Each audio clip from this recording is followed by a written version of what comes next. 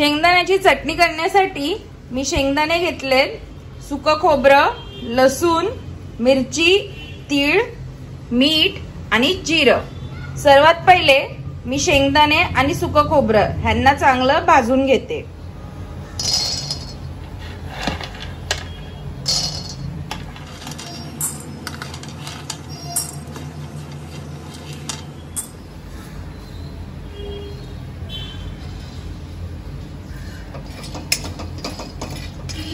या दोघांना मी चांगलं परतून घेते, भाजून घेते।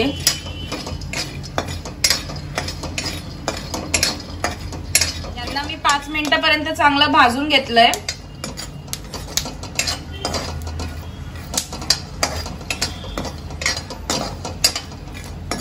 आता यांना काढून घेते मी एका प्लेटमध्ये।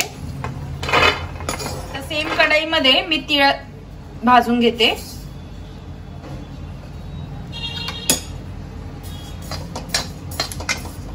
तीळ भाजायला जास्ती वेळ नाही लागत, ते फटकरून भाजून होतात।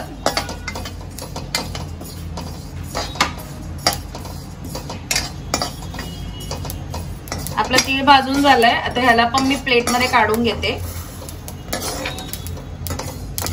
आता आपण मिरची थोडंसं परतून घेऊया, भाजून घेऊया।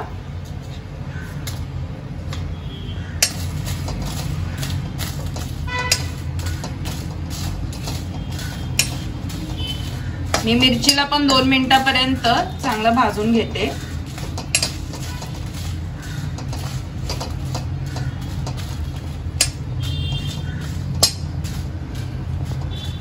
मिरची पण आपली आता चांगली भाजून झाली आहे।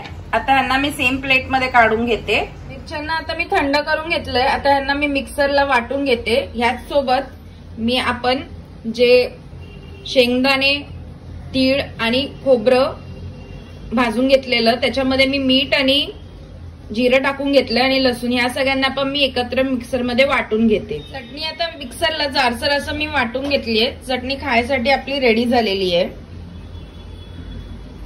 पद्धतीची बाजरीची भाकरी आणि चटणी आता खायला रेडी झाली आहे। रेसिपी तुम्ही पण करून बघा, आवडली तर मला कमेंट करा, लाईक करा, शेअर करा, सबस्क्राईब करा। Bye bye.